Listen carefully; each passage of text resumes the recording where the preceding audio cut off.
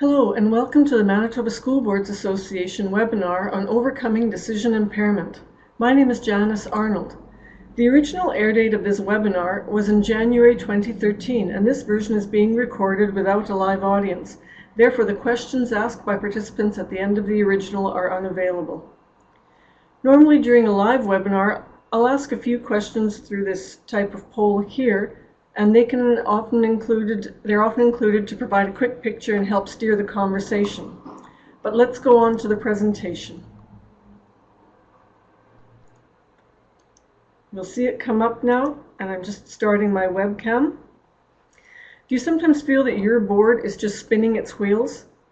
It might be that nagging issue that your board has been dealing with for a long time, or maybe it's your overall board dynamics and a matter of all kinds of issues that your board seems to be taking an inordinate amount of time to move on. You can say, yes, we make decisions all the time, but we're going to look at today something more around being timely and making the right decision, or the one that the board is comfortable with. If you're taking all year to decide something that should be done in a month, how productive and how much progress is your board actually making? Or if it's the wrong decision, is it forcing you to go back and spend time doing it over again?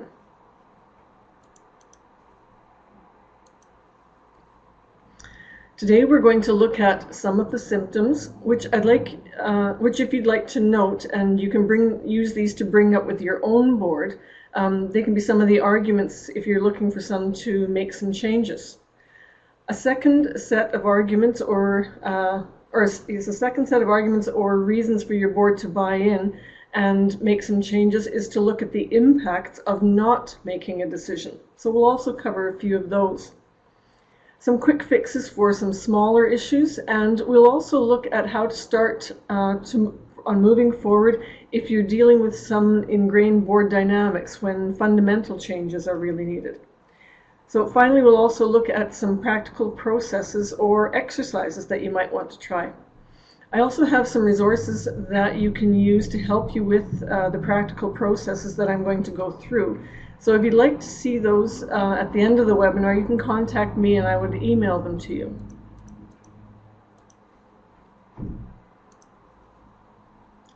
So you have a feeling that your board isn't making progress. You might not have anticipated it in so many words or articulated it in so many words, but let's look at a few questions that you can ask yourself, and you may want to actually run through these with the whole board. It's not always fun perhaps looking in the mirror, but it can be really useful to take a critical look from time to time. So does your board seem to be rehashing the same issues, the same things, the same questions? These can arise in several ways. Your board perhaps was never happy with the decision they made, and we'll look at this a little bit later. It might be more simple though, and maybe one or two members aren't happy with the decision and they keep bringing it back. This is called a dilatory motion. It's an issue that has already been dealt with by your board, but a trustee keeps bringing it back hoping for another result. Here's the first quick fix to note. It's possible for someone to ask the chair to rule it a dilatory motion, meaning that the motion is being brought back again. If a majority of the board agrees, and this is where people have to be on side, then it's ruled so, and it may be decided that this particular question cannot be brought back before the board for more than, for example, 2 times in a specified period. Maybe that's 1 calendar year. So this is not likely then an example of a decision-impaired board, but you may want to turn to it just to stop rehashing the same issue. Or maybe your board is just one that loses focus and goes off in another direction, sending an issue to committee or to senior management time and again. Another symptom is heated discussions based on opinion rather than intuition or rather than fact. You come away not prepared to commit or a feeling of not being able to defend a decision. Does your board frequently stray away from the original topic?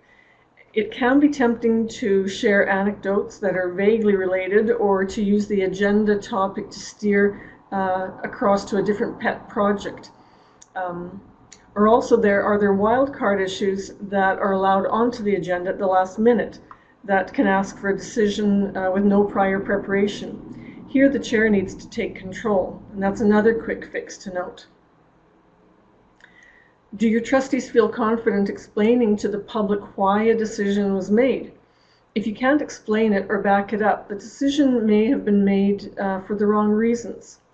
Or are decisions made that don't represent the best thinking? If one or all of these makes you think about a few of your last meetings, then don't despair. It is possible for decision-impaired boards to make some improvements. But it does take buy-in from most of your trustees and insight into how your board works.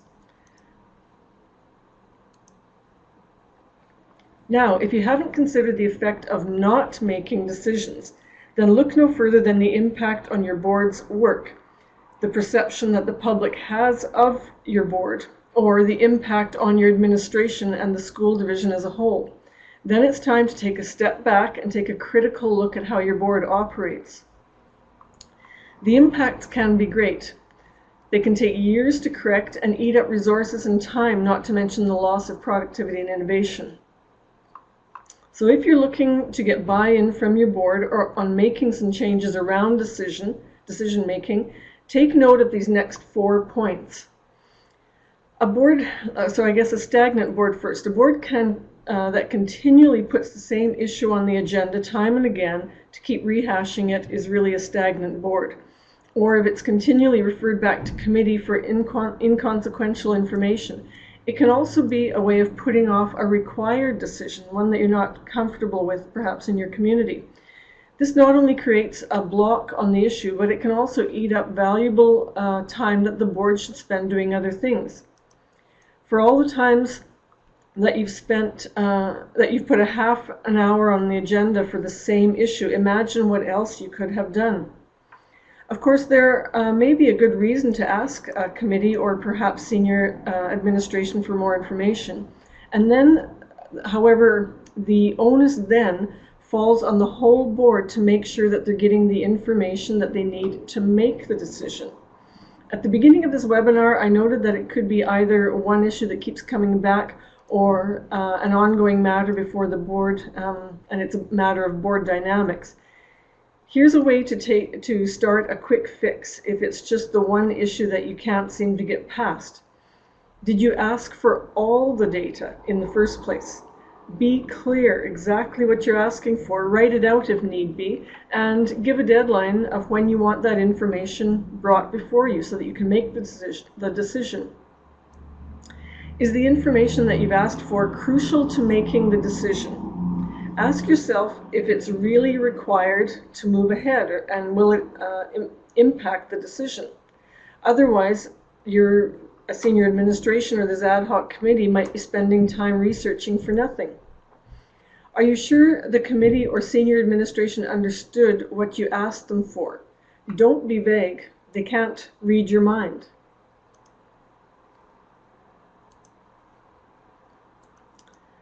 Another impact of not making a timely decision is having that privilege taken away from you.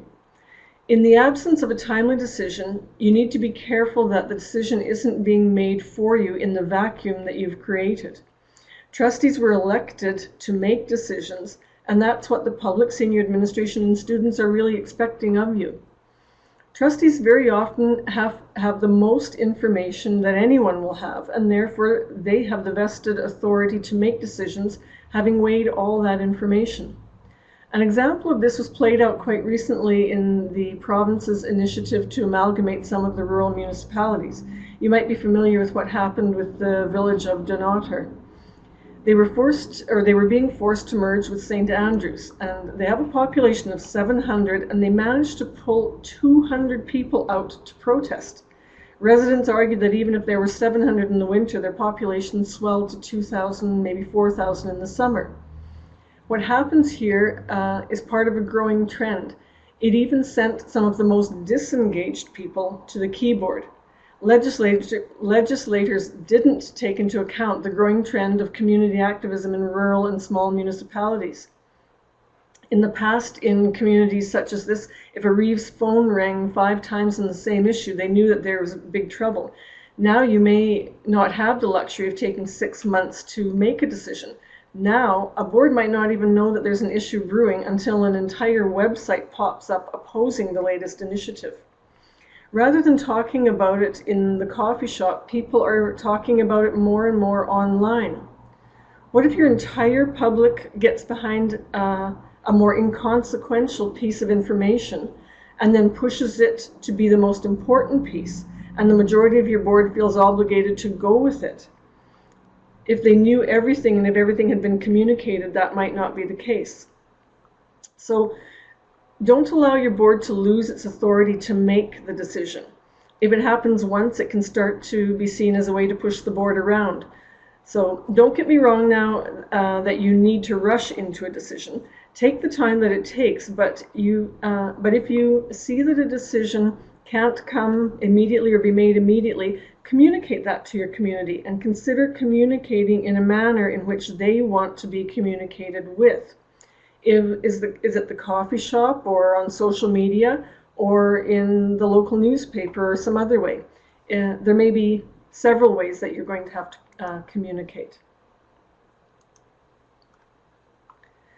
And number 3, the next impact I want to point out is related to the previous one, but with other consequences.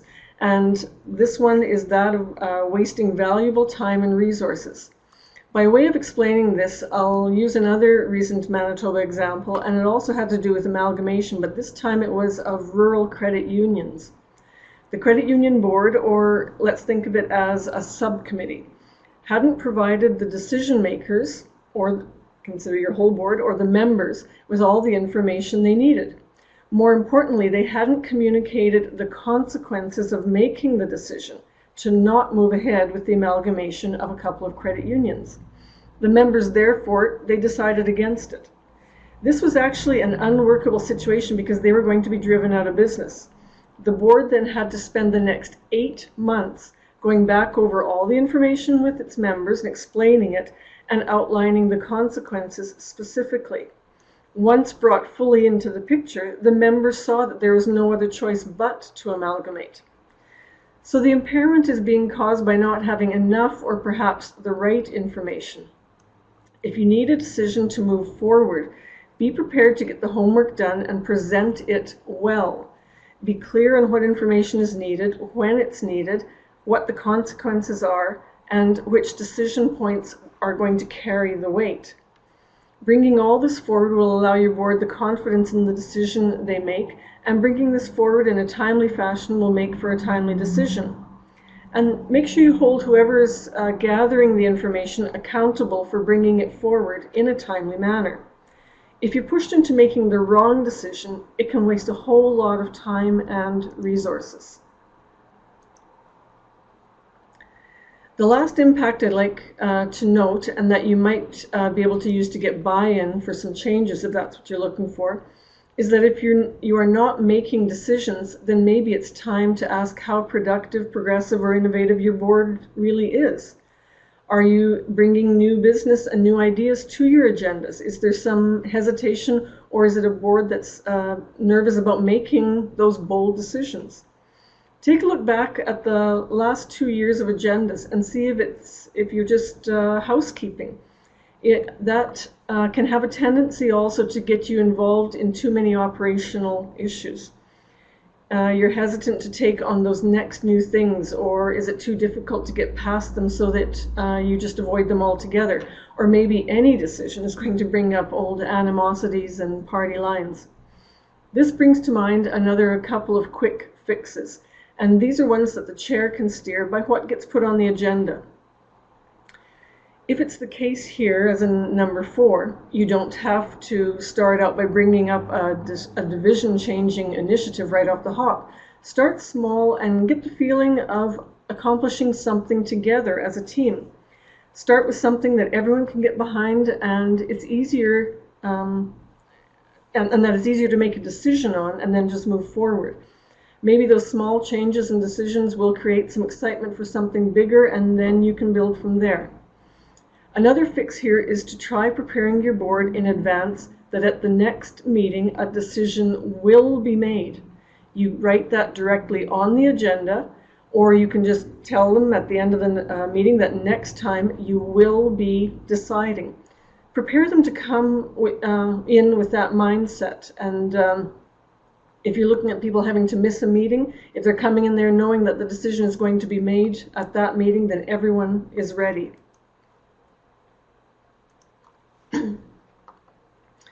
I've been noting some quick fixes already, so let's just review those and then I'll introduce a couple of new ones. Ruling something a dilatory motion and setting parameters for introducing the item again can keep from rehashing that same decision again and again. Get the information you need. Be clear about what you need in the first place. Tighten up your rule book, drawing some formality around debates like limiting the number of times a person can speak to a motion or the length of time that they can speak before they bring closure. Members or the chair can also ask to call for the question if debate is going around and around.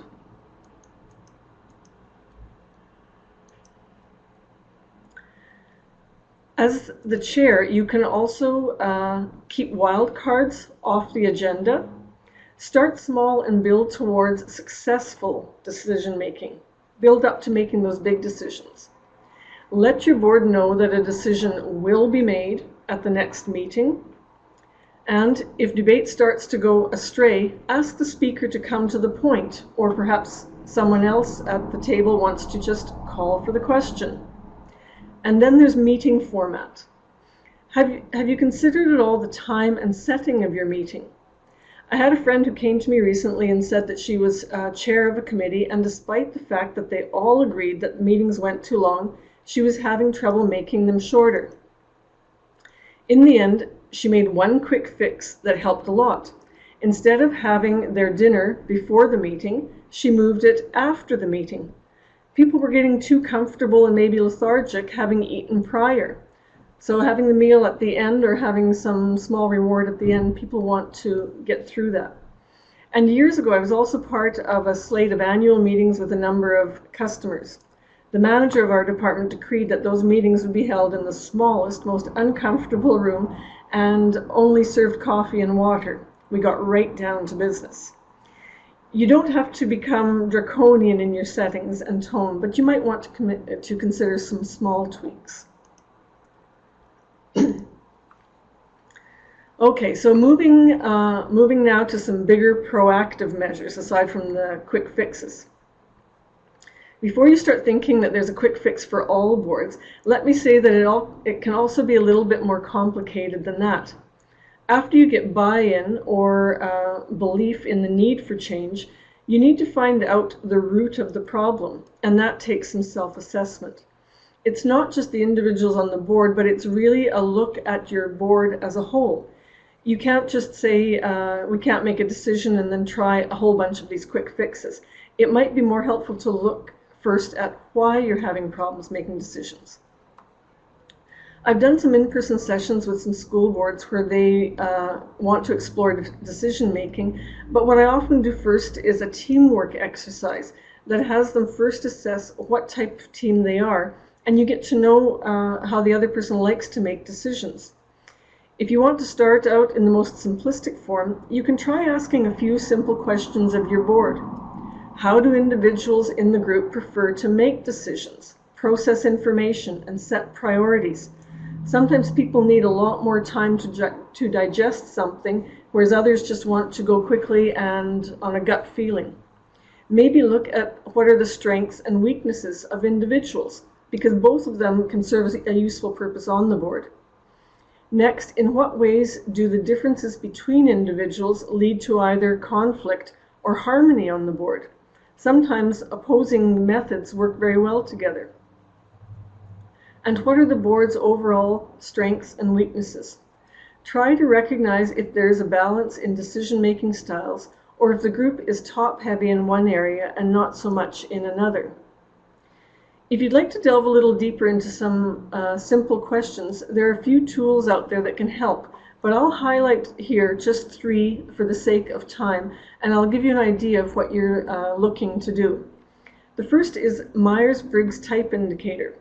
There is a link on the Manitoba School Board's website on the trustee education page, and perhaps also on the webinars page, that will take you through a short form of this test. It can depend how much time you want to spend on the test and looking at the results after.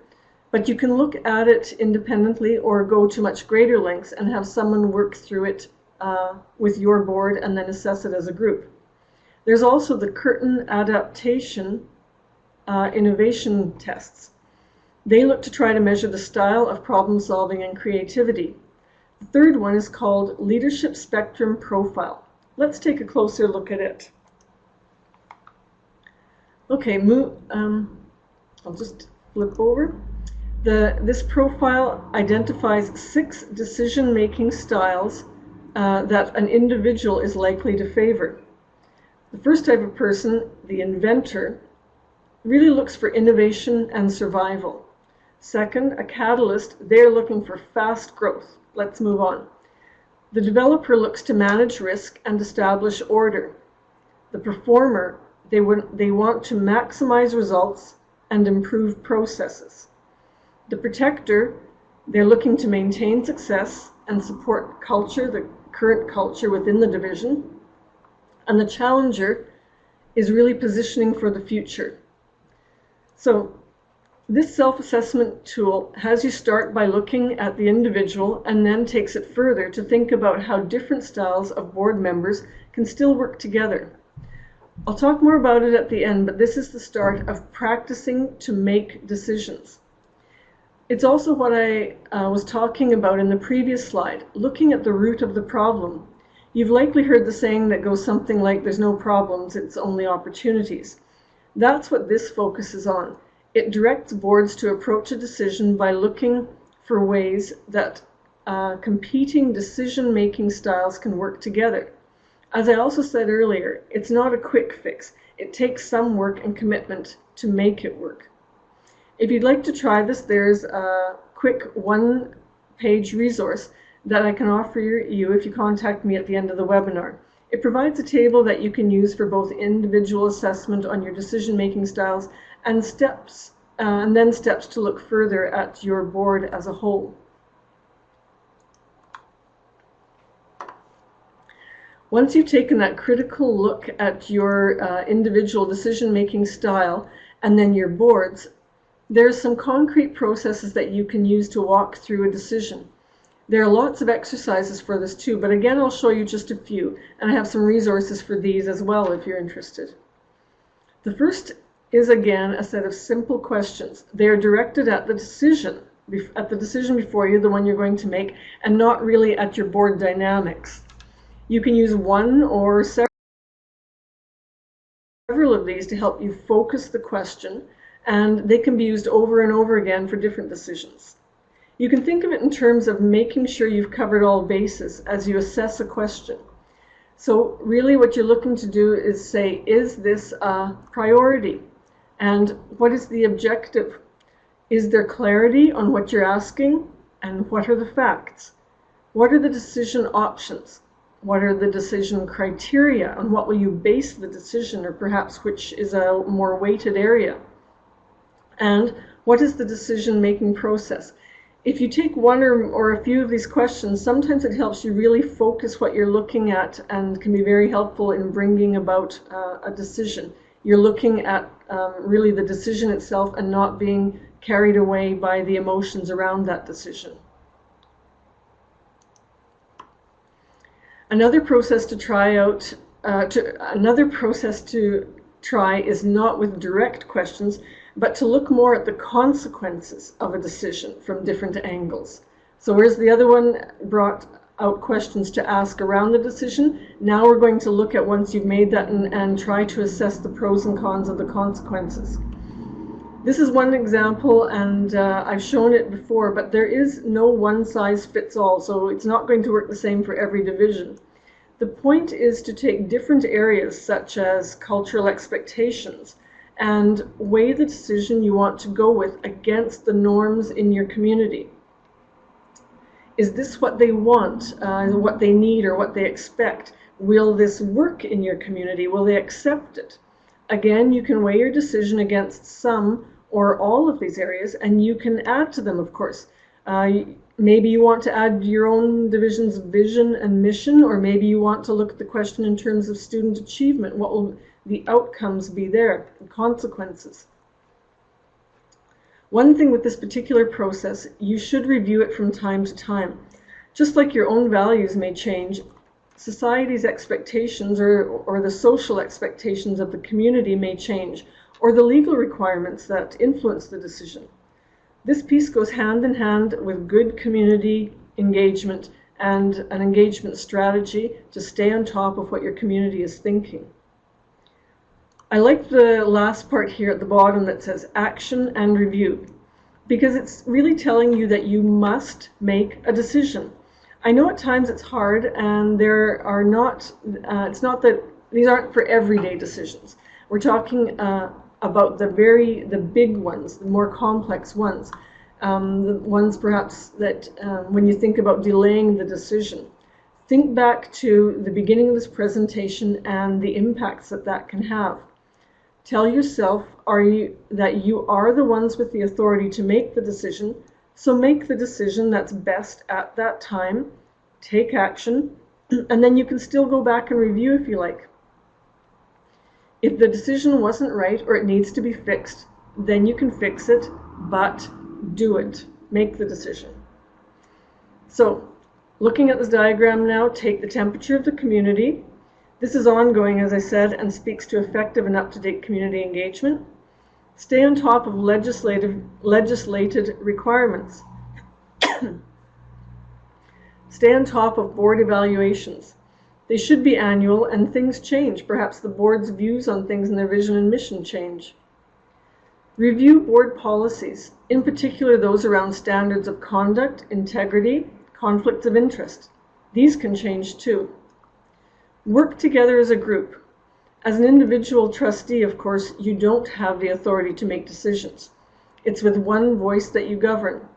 Create that atmosphere at your board table where you can work together. Be open, look at all options, and consider all groups. Clarify and evaluate based on the criteria that you set out.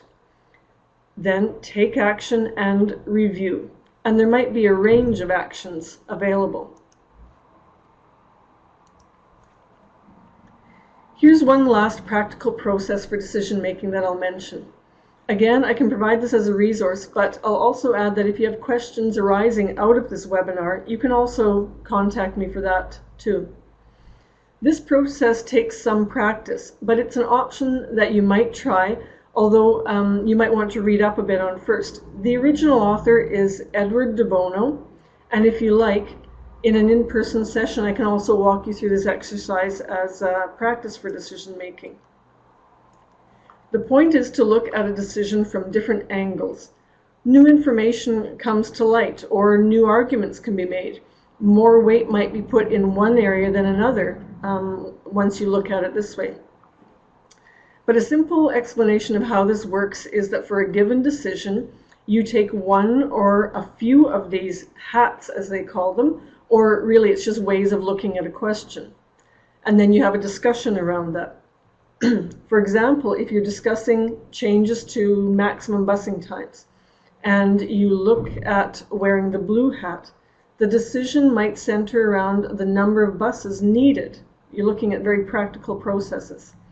But if you then put on the red hat, the decision might center around the outcry from parents if the busing times become too long.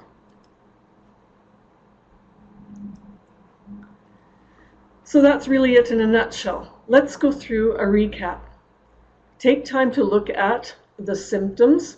Is it a matter of an issue that you can't seem to get past? Is it the one big project that you can't get off the ground? Or are there problems with the bigger picture, how the board works together and board dynamics? Next, the impacts. If you're looking for a reason to make some changes, or you're looking to create buy-in from the rest of those on your board, look no further than some of the impacts of delaying or not making a decision and what they can have. Then the fixes. It can be a simple start with getting your board to start moving forward with some small decisions at the beginning and feeling good about that. Or you can aim bigger, and if you think you need it, start out through a thorough self-assessment. Figure out why you're in the situation in the first place. Finally, once you've figured that out, try one of the decision-making exercises outlined, or if you think it will suit your board dynamics better, a variation of these, perhaps just asking one of the questions that was pointed out on one of those for the decision-making processes. So there you have it. I hope I have provided you with a few practical ideas that you can use and that your board becomes one where decisions come easy.